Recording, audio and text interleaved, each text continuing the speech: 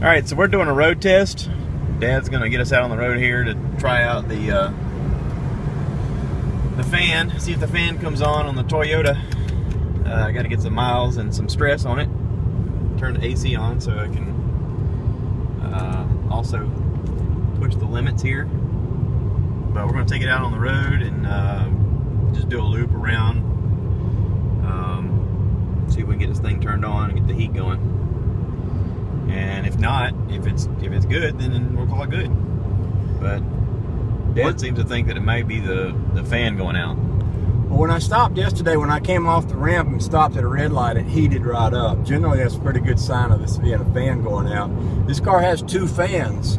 When we stopped on the side of the road yesterday after it got hot coming down, I heard the fan running, but I didn't actually look, and it occurred to me after I got to Josh's house, well, maybe one fan was running, maybe one fan wasn't. So I brought it in his garage this morning. We kind of revved the motor and let it idle, sitting still.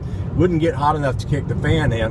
One of the things I did notice this morning was I was able to get another dab of antifreeze in it, which this car traditionally has always kind of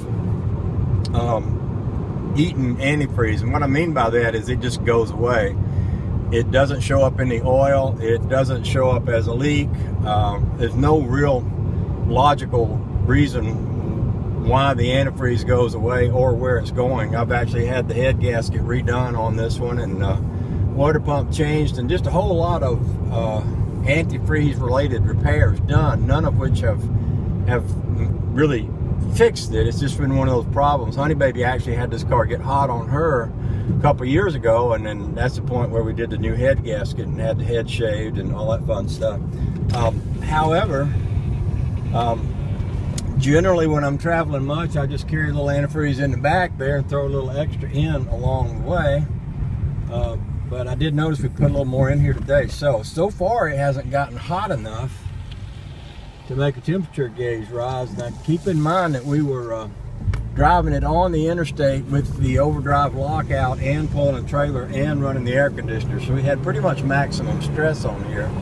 But I did notice after that gauge, temperature gauge, would tend to fluctuate based on whether or not I had this in kicked down into the lower gear. So far this morning it hasn't done anything. Now another thing about these cars, you like it when I just talk all the time, don't you? It's fine. Another thing about these cars is that I'm sure that everything is electronically controlled, which means that it could be something as simple as an electronic sending unit that is causing the thermostat to be closed when it should be open or something like that. I'll stop talking now. We're gonna go north or south? We're gonna go south. All right, so we're on the interstate and we're cranking her up. We got the AC on and we're at highway speed with overdrive and 70 miles an hour. 70 miles an hour. With a trailer. Keep an eye on the thing here. Yeah, trailer in tow. So far the temperature gauge hasn't moved, which is the way this normally works. Normally this car, summer, winter, spring, fall, no matter what the weather's doing, this gauge never moves. It sits right there. Yesterday I'd be driving along, well, not exactly like this, because see, with the overdrive out, you can hear the go to the next gear. And on level ground I can get away with this, but I'm going up through the mountains of Pennsylvania, I can't. But yesterday, every time that would kick down, that gauge would go up, just like that. Today, not happening, which is good, except that we don't know what the problem was yesterday. I mean, it's good that maybe whatever was wrong with it was just a goofy little thing and it'll never happen again. But the other maybe is maybe we'll get up in the mountains of Pennsylvania and New York on the way home and the thing will overheat and crack a head. Dang, I say. Let's stick with the good, okay? I'm very positive. I believe the glass is half full. I don't care what the rest of you say, okay? So don't be sending me no emails and telling me not to drive it home, all right?